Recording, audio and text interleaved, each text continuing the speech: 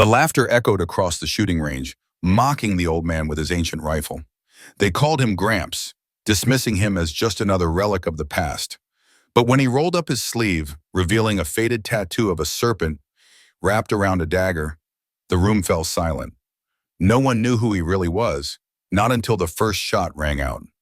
3 perfect hits, one after another, silencing their arrogance in an instant. This is the story of a quiet man, a veteran with a past too dangerous to forget, and the day the world finally learned what true strength looks like, without a single word spoken. They laughed when he stepped on to the range. "Careful, Grandpa. That relic might shoot dust instead of bullets," one of them sneered. They mocked the old man's rifle, a well-worn piece, and smirked at his age. Gramps, they called him, as if it were some running joke. But Raymond Mercer didn't flinch. His face was a mask, impassive as always. Without a word, he rolled up his sleeve. And that's when it happened. The room went dead silent. The tattoo on his forearm, an intricate design of a dagger wrapped in a serpent, wasn't just ink. It was a warning, a symbol tied to a unit that officially never existed. A unit whose actions were erased from history, its stories untold. Then came the shots. 3, sharp and precise. The sound echoed around the range. The bullet holes that appeared in the target were perfect. And the room, once buzzing with the cocky chatter of the marketing crew, fell utterly still. They had just seen something they couldn't understand.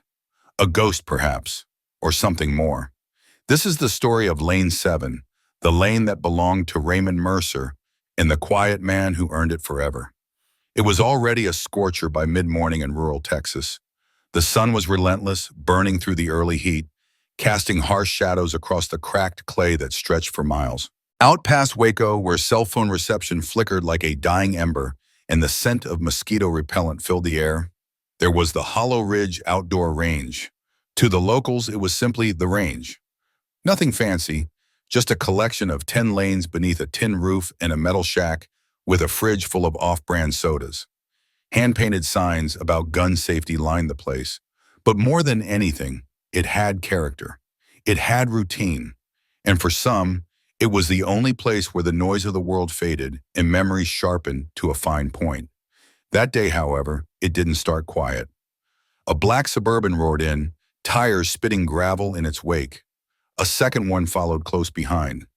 6 people spilled out of the vehicles, all talking over each other.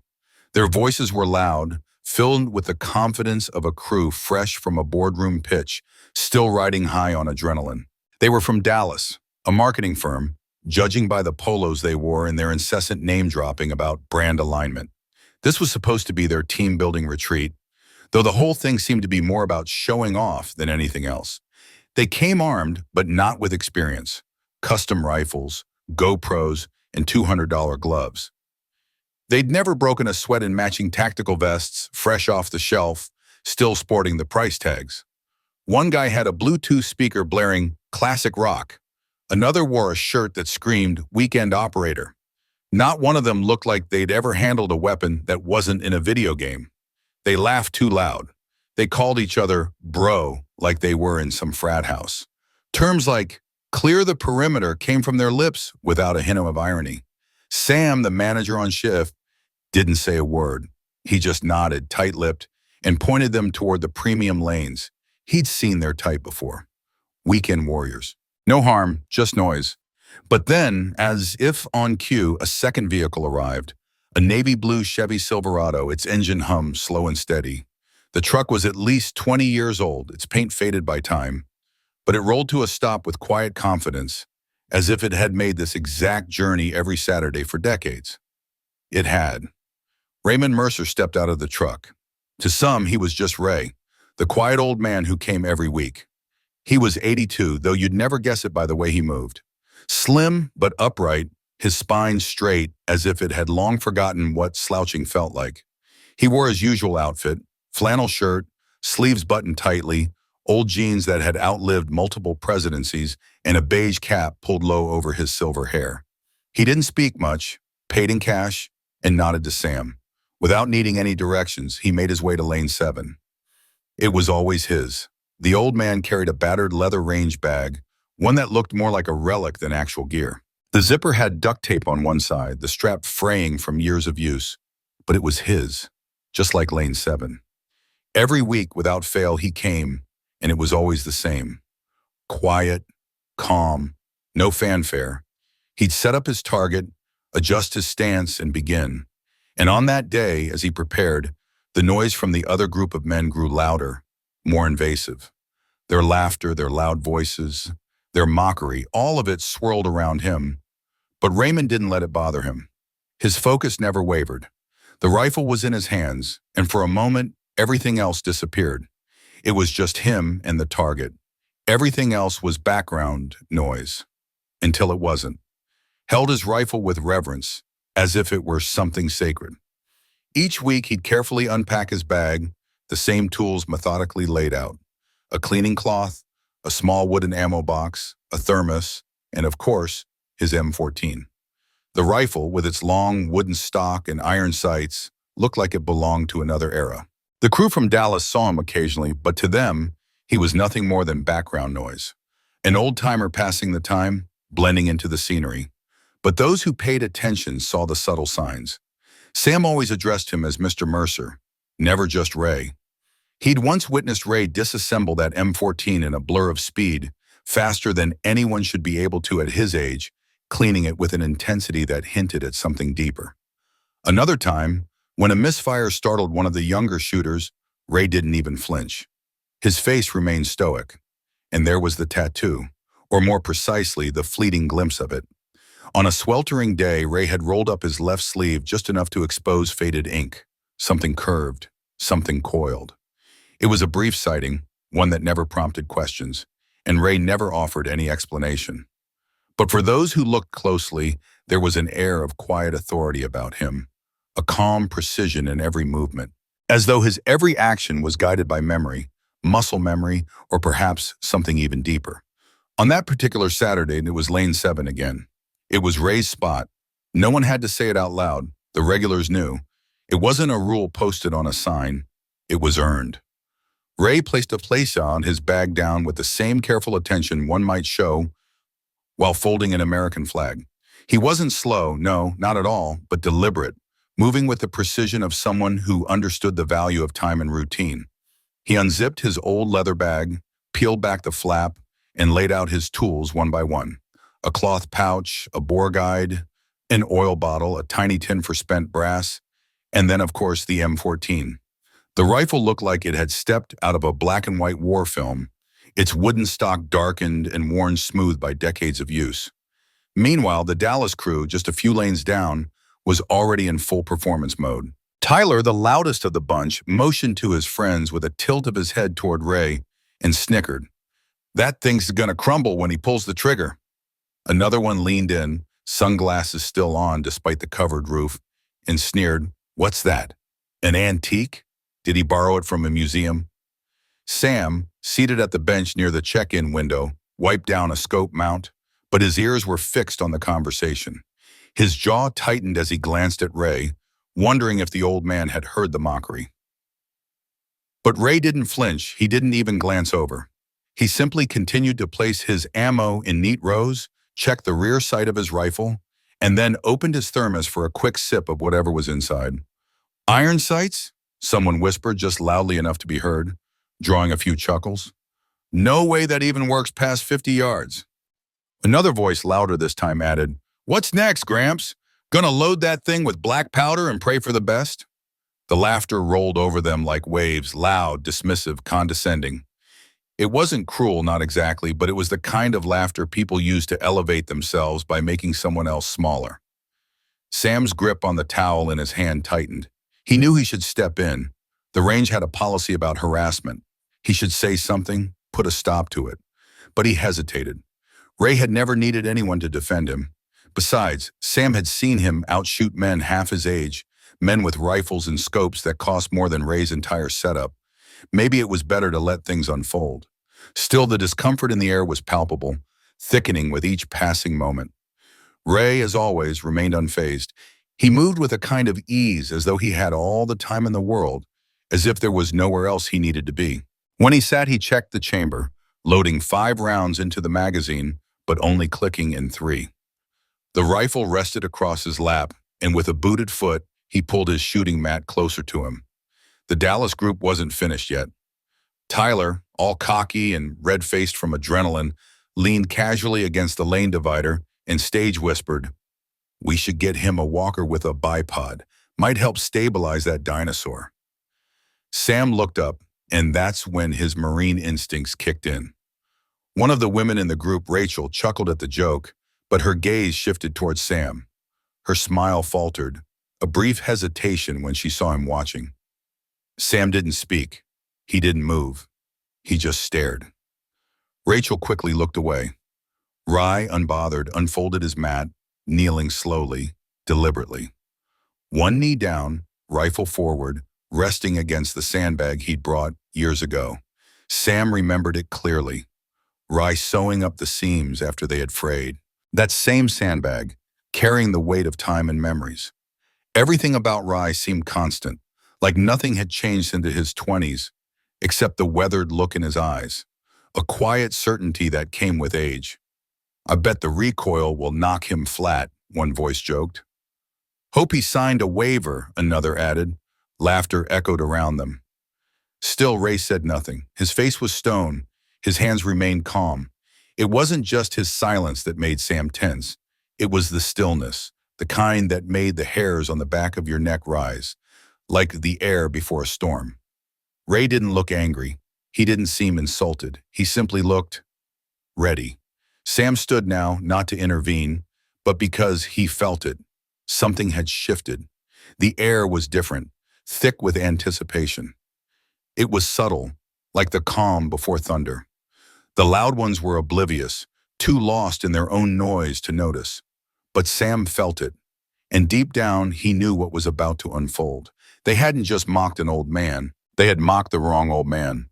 By mid-morning, the Texas heat had turned the range into a slow-cooking skillet. Even under the tin awning, the air was thick, heavy, unmoving. Sweat stuck to the necks of the Dallas crew, soaking through their tactical vests and moisture-wicking shirts that promised everything but comfort. Tyler yanked off his plate carrier with a grunt. "Man, it's like an oven out here." Logan, the one with the GoPro, added with a smirk, "Hope the heat doesn't melt Grandpa's trigger finger." They were still snickering when Ray, sitting at the edge of his lane bench, calmly reached for the buttons at the cuff of his flannel sleeve. Sam noticed first. It wasn't hurried. It wasn't dramatic. Just measured, like everything Ray did. One button, then another. Then he rolled the sleeve back, slow, deliberate. The fabric stopped just above his elbow, and there it was, etched into the pale, weathered skin of his forearm. Faded but unmistakable, a coiled serpent wrapped around a vertical dagger. Black ink, now aged to a dull gray blue. Just beneath it, MV SOG, Sector 5, 1968. Rachel's breath caught in her throat. "Wait, that's real?" Tyler stopped mid-laugh. "What is that?" Sam stood still, his heart suddenly pounding in a way it hadn't in years, since his deployment days. He'd seen that symbol once before, in a quiet museum in Fayetteville, North Carolina. The kind of museum that barely anyone visited and even fewer understood. One of the younger guys, Chase, pulled out his phone. "I think I've seen that before. What's Mac V something?" His thumbs flew across the screen, the phone's glow illuminating his now still face. He froze, his voice barely a whisper. The silence shattered as Rye's voice broke through the air. "Guys, this says MV." He continued scrolling, eyes widening. "So it was a covert unit in Vietnam, deep cover, special ops, cross-border missions in Laos, Cambodia. High risk, not officially acknowledged." The words hung in the air, thick with meaning. His gaze fixed on the screen, his voice almost drowned out by the weight of what he was reading. "It says here they had an 80% casualty rate." All eyes turned to Rye. He didn't react. His hands moved with purpose, methodically wiping down the stock of his M14, slow and steady. The room was quiet. No more jokes, no more laughter. Sam felt something shift within him. Something deep. Respect, sure. But there was more than that now. There was awe. The tattoo on Ray's arm wasn't just a piece of ink. It wasn't for show or bravado. It was a silent admission, a mark of service in places where even maps couldn't guide you. MV-SOG wasn't just another unit. It was the one whispered about in veteran circles. It was a name that carried weight, one that symbolized missions that never officially happened. Men who operated alone with no backup, no recognition, and no guarantee of ever coming back. And Ray, standing right there in lane 7, folding his sleeve back like it didn't matter, was one of those men. Sam, once an army sergeant, instinctively straightened. He didn't salute. Ray wouldn't have wanted that. But something inside Sam shifted. His posture straightened, and the air around them seemed to change. Tyler took off his sunglasses slowly, his eyes narrow with realization. "So, that's real," he muttered. Chase, his screen now turned toward them, responded, "It's more than real, dude. These guys were ghosts." Even Logan, who had been live streaming the morning away, had stopped recording. His camera was down, and he was watching with a strange quiet in his eyes. Reverence, maybe even a regret. Rachel, standing a little further back, took a step forward, her voice softer now. "My granddad, he served in Nam. He never talked about it, just got quiet when it came up. I wonder if—" Her voice trailed off, but the question lingered in the air. Ray still hadn't spoken. Still on. He loaded 3 rounds into the magazine, his movements deliberate, smooth. He stood up and placed the rifle back into position, eyes locking on the target downrange. The world around him faded as his focus sharpened. There were no more jokes, no more smirks. All that remained was the sound of boots on gravel, the slow rhythm of breath, and the hum of the wind shifting through the metal awning above. The tattoo told a story, one Ray never had to. And finally, after all the mocking and the laughter, they started to understand. Ray wasn't just some quiet old man at a firing range. He was someone who had walked into places others never returned from. He had done things they would never have the clearance or the courage to even imagine, and they had mocked him. Ray stood behind the firing line, rifle in hand, posture straight, unwavering. 3 rounds rested in the magazine, nothing flashy, nothing excessive, just enough. He didn't glance behind him. He didn't acknowledge the sudden stillness, the way the laughter had disappeared, evaporating like dew under the midday sun. He simply adjusted his grip, squared his shoulders, and took his place. There was no performance, no attempt to impress, just a quiet rhythm. Click. The safety came off. A slow breath in, then another. Bang. The first shot rang out, sharp, clean, no overcorrection, no wasted motion. A puff of dust rose from the target 50 yards away. Bang. The second shot followed. 5 seconds later, same rhythm, same breath, no shift in stance, no unnecessary movement. Bang. The third round snapped through the air like it had a purpose. Because it did. Silence. Then stillness. No one else fired, no one dared. Brass hit the floor with a sharp clink, and for a long moment, not a single breath was heard. The weight of the silence hung thick in the air. One by one, eyes shifted toward the target downrange. A single hole, clean and centered, marked its place deep within the bullseye. 3 shots, 1 tear.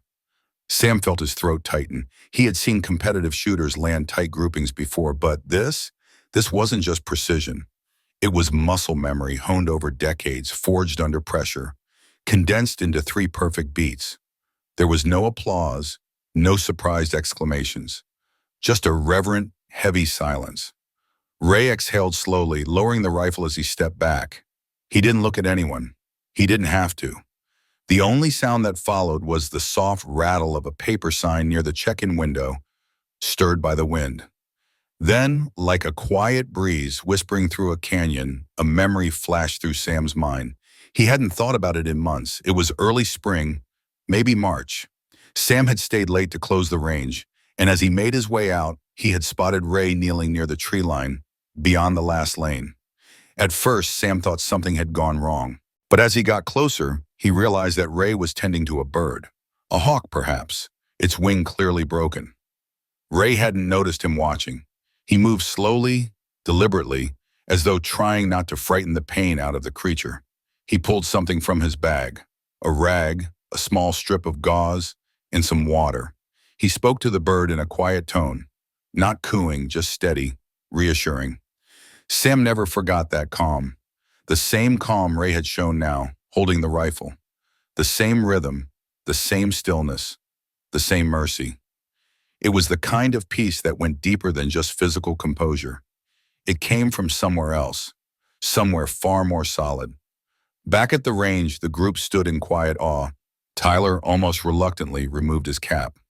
Rachel folded her arms, biting her lip as she tried to digest what she had just witnessed. Even Logan's camera sat forgotten on the bench, untouched. Sam saw something new in their eyes. It wasn't the recognition of a celebrity or a person of importance. It was deeper than that. It was the kind of recognition that comes from understanding, from seeing a kind of authority that didn't need to be earned or granted. It existed because it simply did. Ray stepped back to his bench, unscrewing his thermos with practiced ease. He took a sip, his movements calm, almost routine. There was no show, no celebration, just the quiet of someone who had done something remarkable and now moved on, because to him, this moment, this incredible feat, was just another part of the day. For Ray Mercer, it wasn't about the applause. He didn't need it. He didn't crave it. He didn't wear his past as a badge to be admired. That tattoo on his arm wasn't for decoration. It was a burden, one he had carried with quiet strength for all these years. Flashback, 1968, the night in the jungle of Laos. Moonlight sliced through the thick canopy like shards of broken glass. A patrol of 5 men moved cautiously through the mud-soaked terrain. Ray, just 25 years old, steady-handed and sharp-eyed, was one of them. They weren't supposed to be there. Officially, no one was. The enemy struck just before dawn, explosions, shouting, brief and brutal. Ray had dragged one of his wounded teammates across 50 yards of open jungle, tracer fire lighting up the trees like streaks of lightning. With one hand, he held the man's chest closed, while with the other, he returned fire. Extraction came as a rope, a dangling harness, in the sound of rotors slicing through the stillness. Bringing salvation. He made it out. Barely. The tattoo came days later, inked by a medic at a forward outpost. It wasn't for show, and it wasn't for decoration. It was for remembrance, for the men who didn't make it back. Back in the present, Sam blinked hard, as if trying to shake himself free of the weight of the memory. The sound of boots scuffing on gravel brought him back to the here and now. Ray wiped down his rifle with a soft cloth, every motion deliberate, every inch of steel and wood treated with reverence, as it deserved. The man holding the rifle didn't flinch, and neither did anyone else. Silence hung in the air, thick and unbroken. The target still wavered faintly, 3 clean holes stacked in one brutal, undeniable truth. Ray sat quietly on the bench behind lane 7, sipping from his thermos, as if he had just completed a simple crossword puzzle, not delivered a lesson in precision and restraint. It was Tyler who moved first, the same Tyler who had laughed the loudest earlier, cracked jokes about walkers, museum rifles, and dust-filled barrels. His shoulders, once square and brimming with cocky energy, now sagged, the weight of his own realization pressing down on him. His hands were empty, the fingers twitching slightly with the uncomfortable heaviness of humility. He stepped forward, but not in shame. Rather, it was the humbling weight of understanding that carried him. "Sir," Tyler began, his voice quieter than it had been all morning. Ray didn't respond immediately, instead placing his thermos down and lifting his gaze, calm and steady as always. Tyler swallowed hard before continuing, glancing briefly at the other young men who stood watching from the sidelines. I just wanted to say I'm sorry," he stammered, his voice small now, the bravado gone. "I didn't know who you were. I didn't know what that tattoo meant." He gestured toward Ray's forearm, where the sleeve had been rolled up, revealing the faint outline of a tattoo half-shaded in the harsh midday light. Ray didn't react harshly, nor did he show judgment. He simply looked at Tyler, his eyes steady and clear, more meaningful than words could ever be. He nodded once, slowly, and in a soft voice said, "Most people don't know." A beat passed, "But they should learn." The words, simple and quiet, hung in the air, lingering like the final line of a book, clear, final, but still echoing in the stillness around them. Behind the Tyler, Logan, still clutching his phone, mumbled something under his breath, then opened the call app. He hesitated, glancing at Ray before dialing. "Who are you calling?" Chase whispered. "My dad," Logan muttered, his voice rough. He was in Nam, 101st Airborne. He placed the phone on speaker. 3 rings. Then a voice on the other end, familiar and weathered, answered, "Logan?" "Hey, Dad," Logan began, his voice tense. "I'm at this range in Hollow Ridge. There's this guy here, older, real quiet. He's got a Max Vogue tattoo." There was a long, almost unbearable silence on the other end of the line. It stretched out so long that it felt like it could slice through the Texas heat. Finally, the voice came back, slower now. "Reverend, you show that man respect," his father said, the command in his voice sharp and firm. "You understand me? He's the reason I came home. Him and the ones who didn't." Logan's throat tightened, and he swallowed hard. Yeah, I understand." The call ended. Logan stood there for a moment longer, staring down at the gravel beneath his boots, the weight of the conversation settling in. When he finally looked up, there was a change in his eyes. Less like a boy on a weekend trip, more like a man who had glimpsed a side of the world no one had prepared him for. Rachel was the next to approach, her steps soft but deliberate. "Wasn't luck, was it?" she asked quietly, her gaze searching Ray's face for something deeper. Ray gave a faint smile. "No," he said simply. "It was practice and remembering what mattered." Chase, his gloves now lying forgotten on the bench, looked around. The sounds of gunfire were gone. The range, once a place for recreation, now felt like something sacred. The benches, once simple seating, had transformed into pews, and Lane 7 was no longer a target, but an altar. Sam, still standing near the check-in window, watched with a mixture of pride and reverence. He'd seen confrontations before, but never one that shifted so naturally into redemption. Respect wasn't demanded here, it was earned. And in that moment, Ray had earned it without saying a word about who he was, without medals to show or war stories to tell. He didn't need to. His presence, his skill, and his silence spoke louder than any uniform ever could. Tyler glanced over at Rye one more time. His voice was soft but sincere. "Thank you," he said. "For what?" Rye's response was not accusatory, just a genuine question. Tyler shrugged, the gesture almost too casual for the gravity of the moment. "For still being here?" Rye gave a small nod. "Some days." That was all. No grand speeches, no swelling movie soundtrack to fill the air, just silence. But this time, the silence wasn't from shock. It came from something for reverence. One by one, the group started to step back. Their rifles remained hanging on the racks. The ammo sat untouched, left behind like a relic from a different time. They hadn't come to shoot today. They had come to learn, and for once they understood. Real warriors didn't always wield the loudest guns. Sometimes the heaviest weapons were the memories they carried, the ones they couldn't forget. The sun, now higher in the sky, spilled sharp, unforgiving light through the open sides of the range, casting long shadows over the concrete floor. But no one noticed the heat. No one cared about it anymore. The group that had once swaggered through the gate, laughing, posing for selfies, and sharing exaggerated war stories, now sat still on the benches behind the lanes. Their gear was untouched, rifles set aside, forgotten for the moment.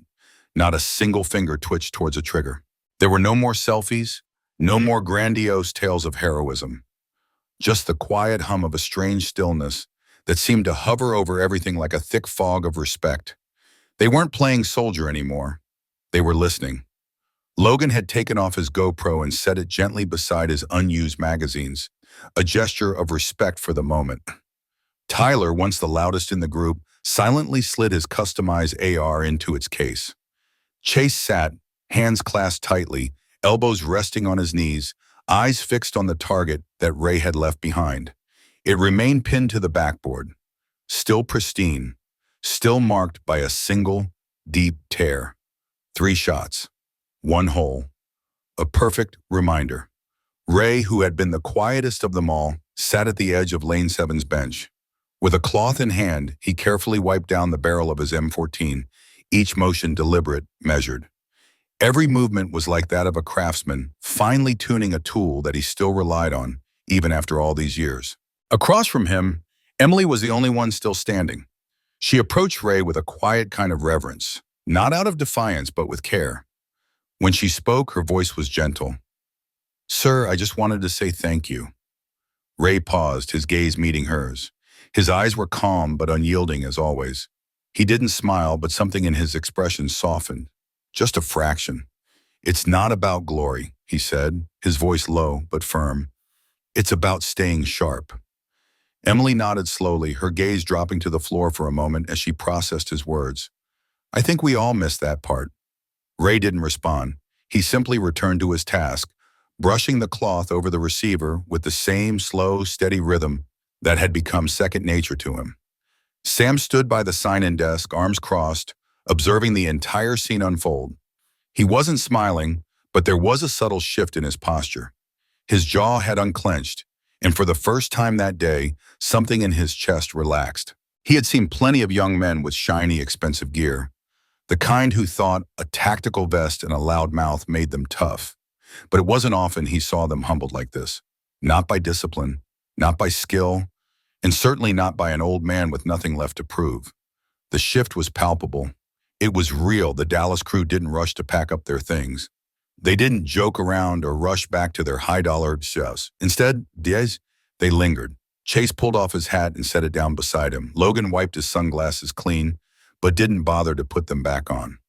Tyler, who had once been the chatterbox, sat in silence, his chin resting in his hand, staring at the target like it had just whispered something to him that he hadn't yet figured out.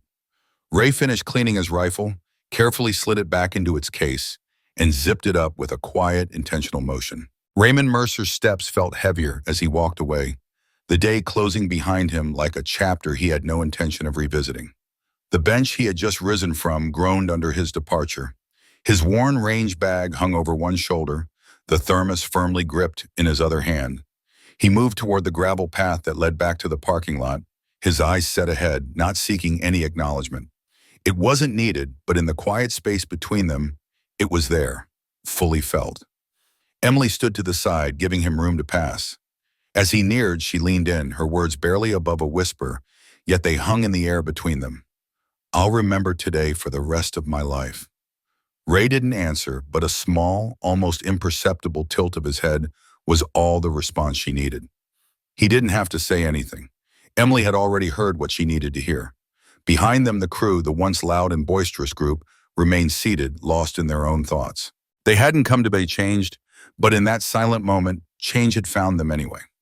Ray continued walking toward his old Chevy Silverado, the crunch of gravel beneath his boots marking each step.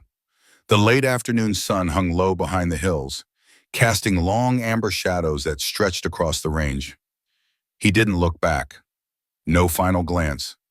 No wave. No parting words. It wasn't necessary. No fanfare. No grand send-off. Only the distant hum of cicadas and the creak of the driver's door as he opened it. Inside, the M14 was carefully placed into its case across the back seat, nestled beside the thermos that was nearly empty. It slid into the cup holder next to the radio dial, worn smooth from years of use. A familiar voice crackled over the AM station, announcing a track from Miles Davis, something from the late 60s. Ray leaned back in the seat, exhaled, and let the brass horns flood his chest, filling the space where the silence had been. It was the only sound he needed. Back at the range, Lane 7 remained untouched. The crew simply watched as Ray's taillights slowly disappeared, swallowed by the dust in the distance. Logan was the first to speak, breaking the quiet. "I took a picture," he said, his voice hesitant, "of his tattoo when he rolled up his sleeve. It felt wrong then, but now—" His voice trailed off. No one stopped him. He pulled out his phone, uploaded the image with no caption, no hashtags, just the photo. A weathered forearm, a faded tattoo of a serpent wrapped around a dagger, and beneath it, those chilling words, MV SOG, Sector 568. By nightfall, the post had gone viral. Veterans from across the country began commenting, some with usernames like Jungle Rat 69 or Delta Quiet 73. Others simply left their initials or a single word, respect. Some uploaded their own photos, old tattoos, their black ink bleeding over time, just like Ray's. One comment stood out. "My uncle had that same symbol. He never talked about it. Not once. Now I understand why.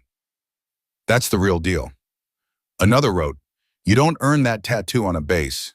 You earn it deep in a jungle no one ever admits we were in. A former Green Beret chimed in, those guys were ghosts, and we owe them everything.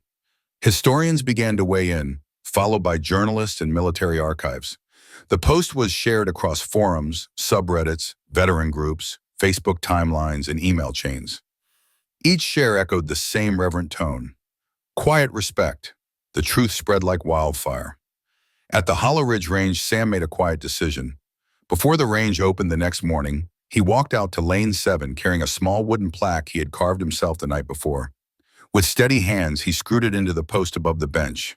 Burned into the wood were the words, Lane 7, reserved in honor of Raymond Mercer, M. Vago. Respect. No exceptions, no ceremony, no photos, just truth. By the time Ray pulled into his driveway, the world had already begun to change. That night, as Ray pulled into the driveway, the fields surrounding his modest home had already slipped into shadow. The engine rumbled to a stop, but Ray didn't immediately step out. He let the silence linger for a moment as the jazz music still swirled through the truck's cabin. He stared at the house, quiet, simple.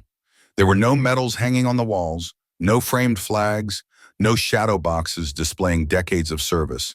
Just a single photograph sitting quietly on the windowsill. 5 young men stood in front of a helicopter, their jungle fatigues blending with the overcast sky. Their faces were hard, their eyes focused. Ray stood in the center, younger but unmistakable. Below the photo, in scrawled handwriting, Laos, Sector 5, 1968. Ray didn't check his phone. He hadn't seen the post. It didn't matter to him. Men like Ray didn't seek recognition. They didn't do it for attention. They did it because survival was the only thing that mattered when they were out there. When they made it back home, if they made it back home, they took care of their rifles, buried the memories deep, and kept their skills sharp. Some did it for nostalgia, sure. But men like Ray, men who had seen the worst, did it out of a sense of duty, not for anything else. Even now, in a world where the loudest voices often drown out the most valuable ones, Ray Mercer reminded us that silence, earned silence, can carry more weight than any headline. His story was not just about the precision of his shots or the secrecy of his missions. It was about humility, discipline, and a quiet dignity that only those who've given more than their share without ever asking for applause could truly embody. We too often overlook the elderly in our communities, the men and women sitting quietly at diners, walking with canes down sunlit sidewalks, waiting patiently in line at the pharmacy. How many of them, like Ray, carry stories that we can barely comprehend? How many have witnessed things we could never imagine, yet choose to carry those memories with grace, without burdening anyone else with them? In a time where so many are chasing recognition and applause, Ray showed us the real meaning of living with purpose, not performance. That's the lesson he left behind. One that's worth carrying with us, not just when we're at the range or thinking about veterans, but in how we treat others, how we interact with strangers, how we raise our children, and how we define true strength. What would you have done if you had been there that day? Would you have understood the weight of his silence? How do you define respect? Let us know in the comments. If Ray's story resonated with you, please give this video a thumbs up. Subscribe for more stories that honor the quiet heroes among us, and share it with someone who still believes in values that never fade. Thanks for watching.